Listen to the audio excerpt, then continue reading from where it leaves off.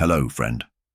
I'm so glad you paused to be here right now. If this is your first time with us, please subscribe and turn on notifications so you'll receive every message we share.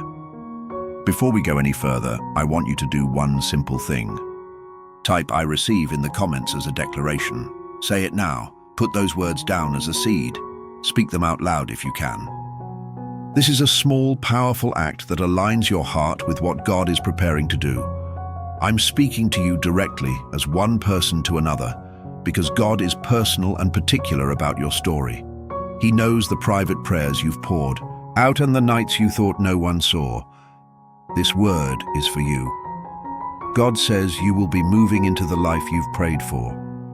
Not a vague hope, not a distant possibility, but a real, tangible movement into the life you have been asking heaven for. Hear me. This is not just wishful thinking. This is a season of answered prayer that will show up in ways both expected and surprising.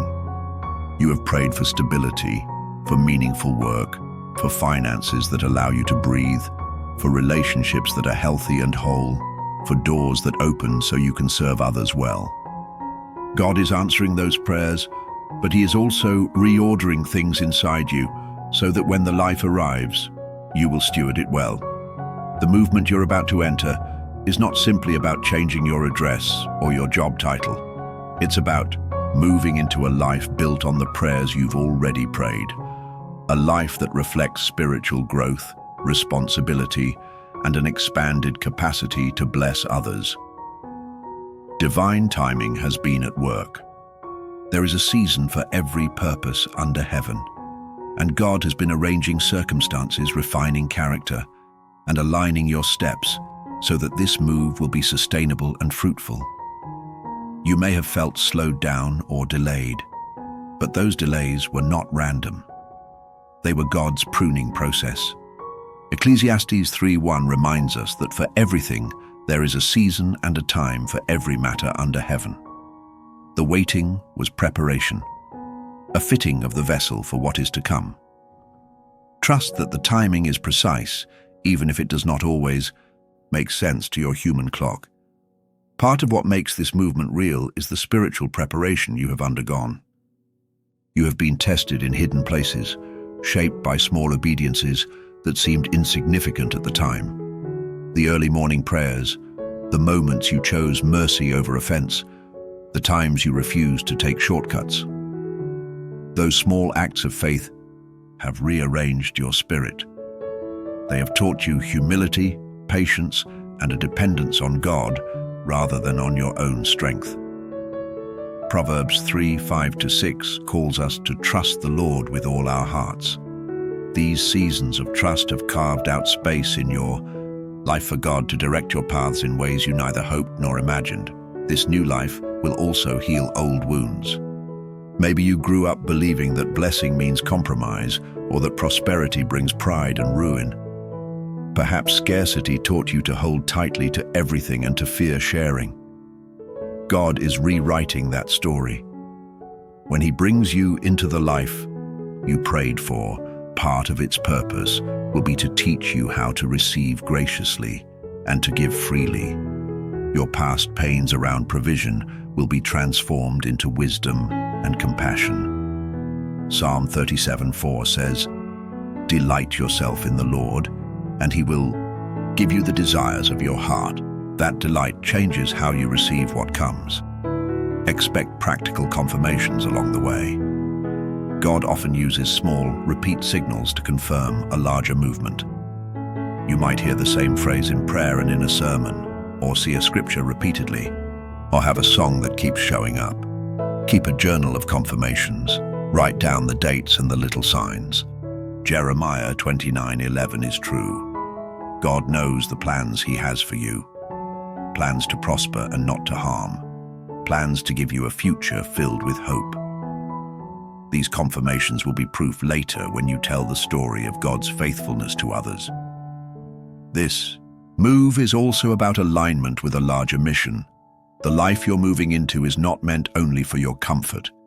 It is a platform from which you will bless others, carry influence, and multiply what God entrusts to you. Matthew 6:33 teaches us to seek first the kingdom and his righteousness, and all these things will be added to you. The life God gives will be kingdom first when you steward it as such. Expect opportunities to use what you receive for community uplift, for ministry projects, for training younger leaders, and for supporting those who have been overlooked.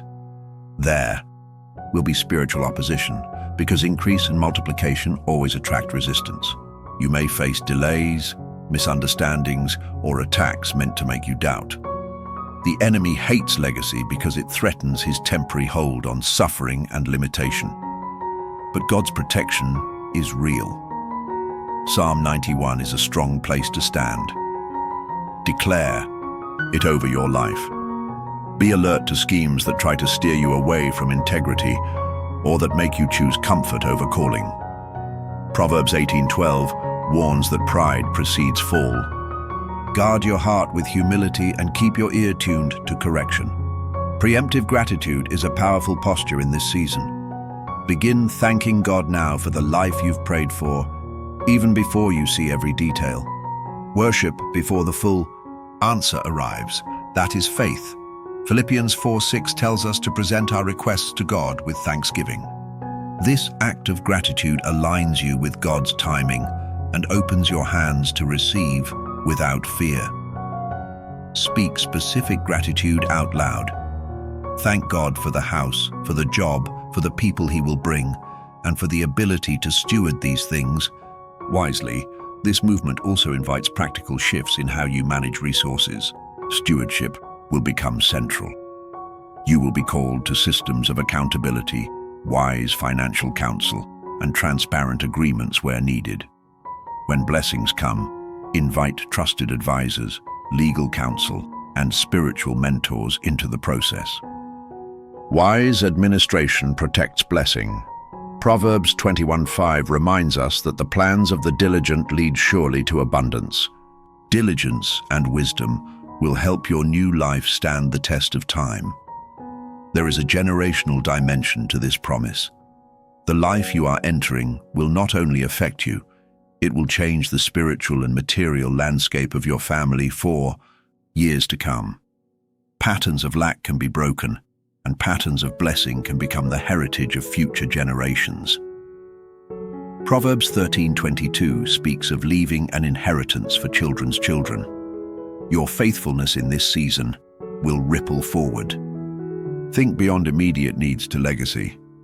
What will your grandchildren inherit spiritually and materially because of the steps you take now? Be prepared for relational shifts. As doors open, people will notice. Some relationships will grow stronger, others will distance themselves. That is natural. Not everyone can walk into a new season with you. Keep compassion for those who struggle with your increase, but also keep boundaries to protect your calling. Seek relationships that sharpen you spiritually, those who will speak truth in love. Proverbs 27:17 says, "Iron sharpens iron." Choose companions who will challenge and encourage you toward holiness and service. Part of moving into this life is letting go of what has been holding you back. There may be old agreements, vows, or patterns that need to be named and broken. Confess them and hand them to God. Romans 8:28 reminds us that God works all things for good for those who love him. The hard seasons were not wasted. They were shaping capacity. Release bitterness, selfishness, and fear. They will only sabotage what God is building. Prepare your heart for vulnerability. Receiving a new life requires emotional openness. You may be offered opportunities and relationships that demand honesty and transparency. Vulnerability will allow you to receive healing and to steward well. It will also invite others into genuine community with you. When people see your humanity, paired with faith, it creates space for others to find courage to follow God as well. Expect tests that prove you. Tests are not punishments, they are confirmations that you can be trusted. You will be given choices that reveal whether you will handle increase with humility or with grasping. When tests come, Lean on scripture and on wise counsel. Let the fruit of your life, character, consistency, faithfulness be the measure of your readiness. James 1:17 reminds us that every good and perfect gift is from above. Gifts require a heart that recognizes their source. There will be moments that require decisive faith. You may need to say yes to an uncomfortable step because God is asking you to trust Him in a new way. Do not move recklessly, but also do not let fear keep you stuck. Take calculated steps with prayerful confidence. Proverbs 16:3 says, "Commit to the Lord whatever you do, and He will establish your plans." Commit your next steps to God and watch Him confirm them. Use prophetic naming. Speak the future out loud. Call the house, the job, the ministry, the platform as if it is already in motion. Language births reality when it is aligned with God's will.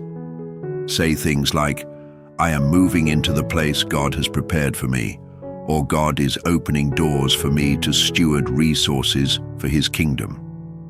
This is not empty talk. It is faith in action. Proverbs 18:21 tells us that the tongue has power. Use it to declare life. Keep worship at the center.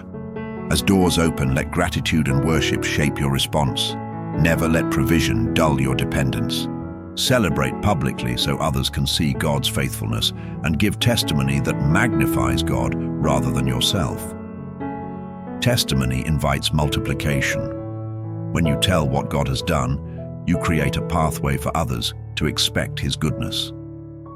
Be mindful of the younger voices around you. If part of your new life includes people who are younger, wealthy, or influential, welcome their energy while offering seasoned wisdom where needed. A healthy exchange between youth and experience produces powerful fruit. Mentorship should be mutual. They bring resources and fresh vision. You bring steadiness and discernment. Together, you can steward what God entrusts to you in ways that outlast any one generation. Practice radical generosity from the start. Giving should not be a begrudging duty but a delight. Use what comes to bless those who cannot repay you: the widows, the single parents, the hungry young leaders. Matthew 25 shows us that serving the least is serving Christ Himself. Let generosity define your rhythms so that provision becomes a tool for healing and justice. Protect your private life with wisdom. As you move into a new level, the intrusions will increase. Guard what needs guarding: family rhythms, private prayers, and sacred time with God. Not everything needs to be broadcast. There is power in sacred privacy, in the quiet places where God and you align before the world sees the harvest. Allow God to reframe success for you. The life you are moving into will test your definition of success. Let the kingdom lens govern your metrics. Success is measured not only in comfort, but in fruitfulness, faithfulness, and the capacity to bless others. Psalm 37:4 and Matthew 6:33. Together, help us keep our posture right. Delight in God and seek His kingdom first, and the rest will follow. Expect practical, concrete steps. This might mean updating a resume, saying yes to a new training, cleaning up paperwork, or reconnecting with people you once helped. Prepare administratively. When God opens an opportunity, being ready in the small things matters. Ensure your legal and financial affairs are in order, and that you have mentors to consult when needed. Wisdom in the small prepares you for stewardship in the large. Be ready for a season of repair. Some parts of your story will need restoration: relationships that have been strained, education that requires finishing, or a home that needs attention. Restoration is not a sign of brokenness that disqualifies you. It's a step into fullness that honors God with wisdom. Invest in repair as a way to honor the gift you are receiving. Pray for protection over the people who will come into your life through this move. They may face attacks because blessing often stirs envy and confusion.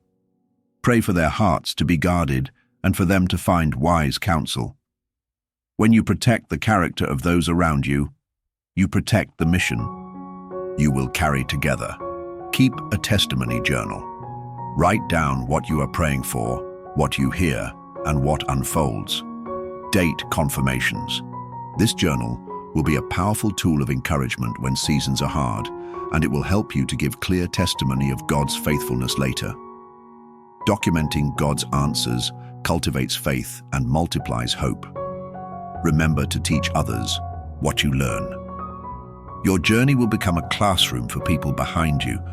Consider apprenticeship, mentorship, or training programs that can institutionalize what God teaches you. Legacy is not an accident. It's the deliberate passing of wisdom, faith, and resources to those who follow.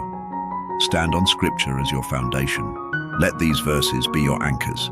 Proverbs 18:12, which warns that pride precedes downfall and that humility precedes honor. Matthew 6:33, which calls you to seek God's kingdom first.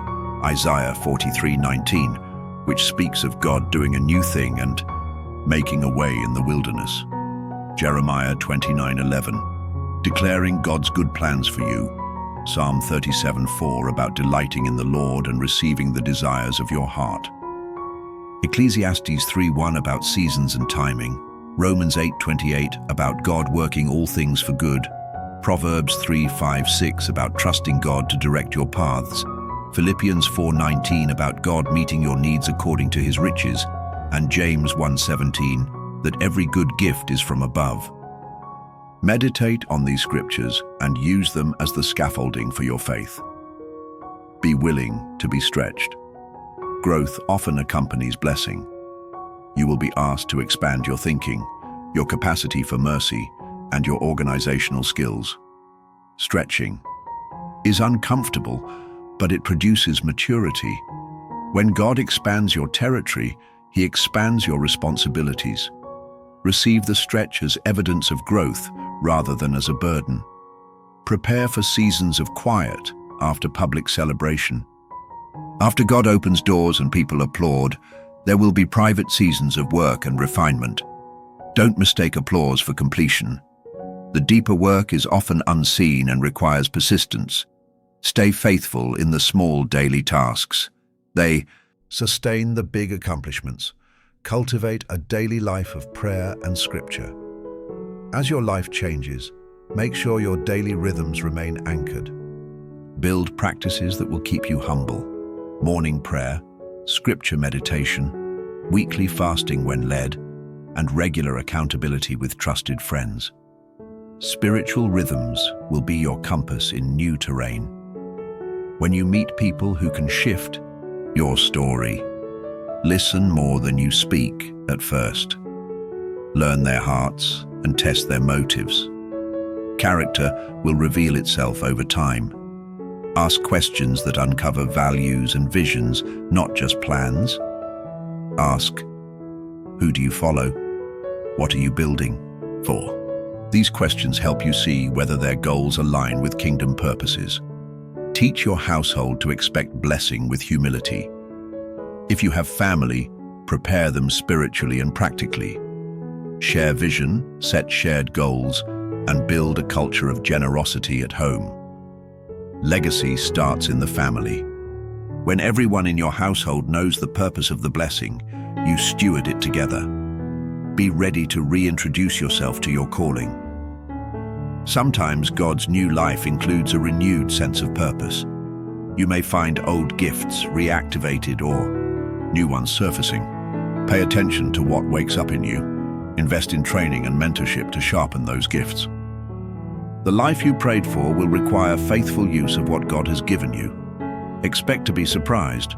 God delights in surprising us with good things. The life you step into may include unexpected doors, new friendships, a ministry platform, or a simple season of rest that heals deep wounds. Keep your hands open to surprises and your heart tethered to God. As you walk toward this move, remember to keep people at the center of your decisions. Blessing that isolates is a counterfeit. The life you are entering is not only about personal comfort. It's about community restoration. Look for ways to use what you receive to lift those around you. The truest measure of success is how many people are better off because you answered God's call. I want you to declare a simple prayer with me now. Father, I thank you for the life you are preparing for me. Align my heart with yours, protect my steps, and give me wisdom to steward every gift. Help me to move with humility, generosity, and faith. Say that slowly and mean it. Keep it close. If you are hearing this word and you sense God moving, type "I receive" again. Place your faith on the table like a petition. Let the community of believers around this message join with you in expectation. We are not spectators. We are participants in what God is doing. There are practical next steps I want to give you to prepare administratively. Make sure your important documents are current. Speak with a trusted financial advisor who shares your values. Reach out to one mentor for regular counsel and start a record of confirmations so you can see how God steps with you. These steps are simple but essential. They create a structure that will help you steward the new life faithfully. Remember that you are not alone as you move. God walks with you, and He often sends companions, people who will work with you and stand with you. Be open to forming teams that reflect humility and excellence. Choose people who will be faithful in both celebration and crisis. As we continue in the next segment, we will speak more specifically about practical prophetic signs that will appear in your life, how to receive them, and the exact spiritual disciplines that will put you in harmony with this move. We will talk through steps to protect your reputation, how to engage with younger people of influence if they appear in your story, and specific prayers to pray each morning through this season. Type "continue" in the comments if you want me to keep going now. If you are already feeling something shift in your spirit, simply type "I move with God" and we will press in together. I will continue this message for you, and when you are ready, I will lead you through prophetic declarations, practical checklists, and a prayer protocol to walk you through the next 60 days.